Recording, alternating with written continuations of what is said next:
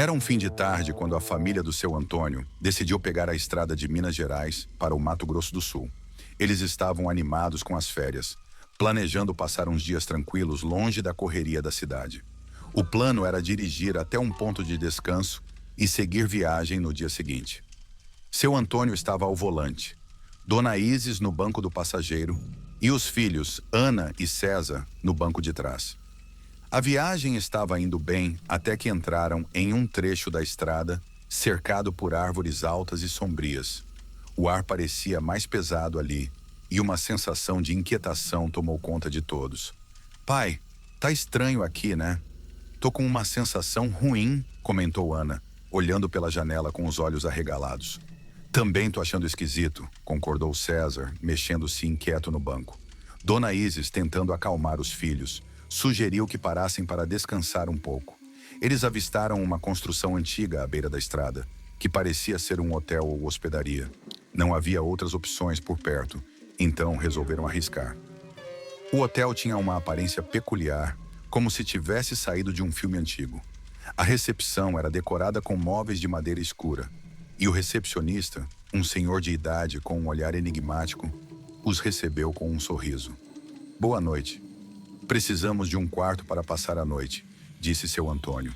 Claro, temos um quarto disponível. Bem-vindos, respondeu o recepcionista, entregando a chave. O quarto era surpreendentemente calmo, mas tinha uma atmosfera estranha, como se guardasse segredos antigos. A família se ajeitou e logo adormeceu, exaustos da viagem. Foi então que começaram os sonhos. Ana sonhou que vagava pelos corredores escuros do hotel, procurando alguém. César sonhou o mesmo, mas com uma sensação de urgência. Dona Isis e seu Antônio também tiveram sonhos similares, cada um sentindo-se perdido e buscando algo ou alguém. Pela manhã, todos se encontraram na pequena sala de café da manhã do hotel, compartilhando seus sonhos. Eu sonhei que estava andando por aí, procurando alguém. Tudo parecia tão real, disse Ana, ainda assustada. Eu também. Era como se eu tivesse perdido alguma coisa, acrescentou César. Dona Isis e seu Antônio trocaram olhares preocupados. A gente sonhou a mesma coisa. Estranho demais, disse Dona Isis. Quando foram fazer o check-out, o recepcionista perguntou casualmente. Dormiram bem? Tiveram algum sonho estranho? A pergunta pegou todos de surpresa. Sim, na verdade tivemos, respondeu seu Antônio, intrigado. Vocês não são os primeiros. Muitos hóspedes relatam sonhos parecidos. Dizem que o hotel guarda lembranças dos que já passaram por aqui, disse o recepcionista com um sorriso enigmático. A família saiu do hotel com um sentimento misto de alívio e curiosidade. Continuaram a viagem, mas nunca mais esqueceram daquela noite e dos sonhos estranhos que tiveram no hotel. Foi uma experiência que, apesar do medo, os uniu ainda mais e se tornou uma das histórias mais contadas nas reuniões de família. E sempre que alguém pergunta se acreditam em coisas sobrenaturais, Ana e César trocam um olhar e respondem com um sorriso. Nem dá para explicar.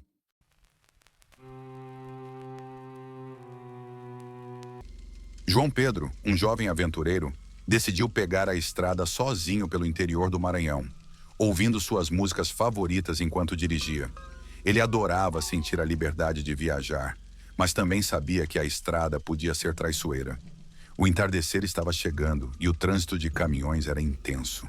Enquanto seguia seu caminho, João Pedro chegou a um trecho conhecido como 17, próximo a uma fábrica de cimento. Foi então que notou algo estranho. Um caminhão começou a segui-lo de perto, mas nunca o ultrapassava, mesmo ele mantendo uma velocidade constante de 80 km/h. Uma dor inexplicável no pulso direito começou a incomodá-lo, tornando a situação ainda mais esquisita. Com o céu escurecendo e a dor no seu pulso aumentando, João Pedro decidiu parar na cidade de Caxias. Lembrou-se do shopping que ficava na rota da estrada e resolveu entrar para deixar o caminhão passar. Quando diminuiu a velocidade para entrar no estacionamento do shopping, saindo da estrada, notou que os faróis do caminhão que o acompanhavam desapareceram. Não havia sinal de que ele tivesse sido ultrapassado. Desconcertado, João Pedro entrou no shopping, lavou o rosto e tentou esquecer a estranheza do que havia acontecido. A chuva começou a cair forte, criando um cenário ainda mais sinistro, pois não havia sinais de nuvens densas até então. Depois de um tempo, ele retomou a estrada, decidido a alcançar a cidade de Elesbão Veloso. Chegando lá, já cansado, com o pulso doendo e ainda abalado, decidiu parar para dormir em uma pequena pousada. Durante o jantar, ouviu outros viajantes conversando sobre suas experiências na estrada. Rapaz, hoje mesmo passei por um trecho perto da fábrica de cimento e senti uma coisa estranha. Um caminhão me seguiu por quilômetros e depois sumiu do nada, disse um dos homens, claramente espantado. João Pedro se aproximou e compartilhou sua própria experiência. Os homens trocaram olhares sérios e um deles comentou: essa estrada tem histórias demais. Muitos caminhoneiros e viajantes perderam suas vidas por ali. Sempre rezamos por eles. Apreensivos e assustados, os homens decidiram fazer uma oração conjunta pelos caminhoneiros e pelas almas perdidas naquele trecho. João Pedro se juntou a eles, sentindo um alívio inexplicável. Na manhã seguinte, ele seguiu viagem com um novo respeito pela estrada e uma prece silenciosa por aqueles que não conseguiram completar suas jornadas. A estrada podia ser traiçoeira, mas a fé e a solidariedade entre os viajantes ofereciam um conforto em meio ao desconhecido que ia vagando por aí.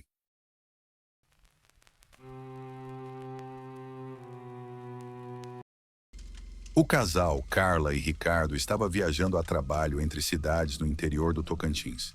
A rotina deles envolvia longas horas na estrada, reuniões e poucas paradas. Naquela tarde, eles decidiram parar em um posto de gasolina para tomar um café e esticar as pernas. Enquanto estavam na conveniência, notaram uma jovem mulher sentada sozinha, com um olhar triste e perdido. Carla, sempre preocupada com os outros, se aproximou.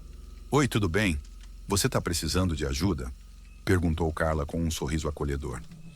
A jovem olhou para Carla e respondeu com um suspiro. Eu preciso chegar em casa. Meus pais estão me esperando.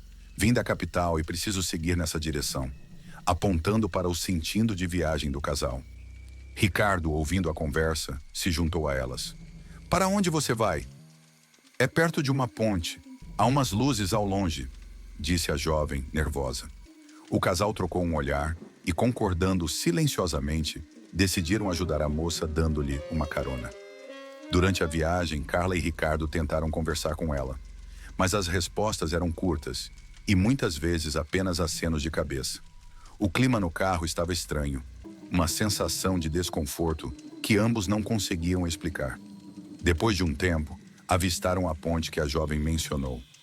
Pode parar aqui.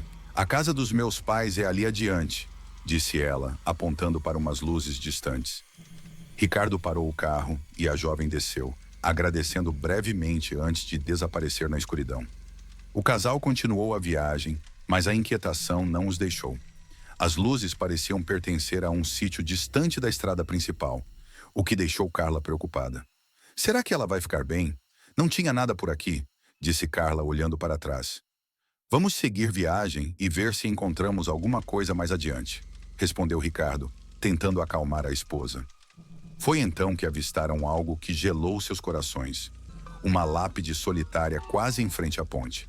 E, para seu horror, a mesma jovem que tinham acabado de deixar apareceu ao lado da lápide, com um aspecto de espírito. Ricardo, você tá vendo o que eu tô vendo?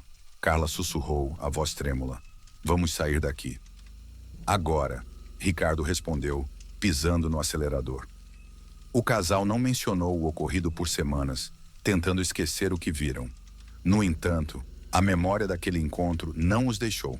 Certo dia, enquanto passavam pelo mesmo trecho, Carla olhou pelo retrovisor e viu a jovem novamente, desta vez dentro do carro. Ricardo, ela tá aqui, gritou Carla em pânico. Ricardo olhou pelo retrovisor e, ao ver a jovem, quase perdeu o controle do carro. Sem dizer uma palavra, desviaram da rota original e decidiram nunca mais passar por aquele trecho novamente. Desde então, sempre escolhem um caminho diferente, mesmo que mais longo, para evitar a ponte e o lugar onde encontraram a passageira estranha.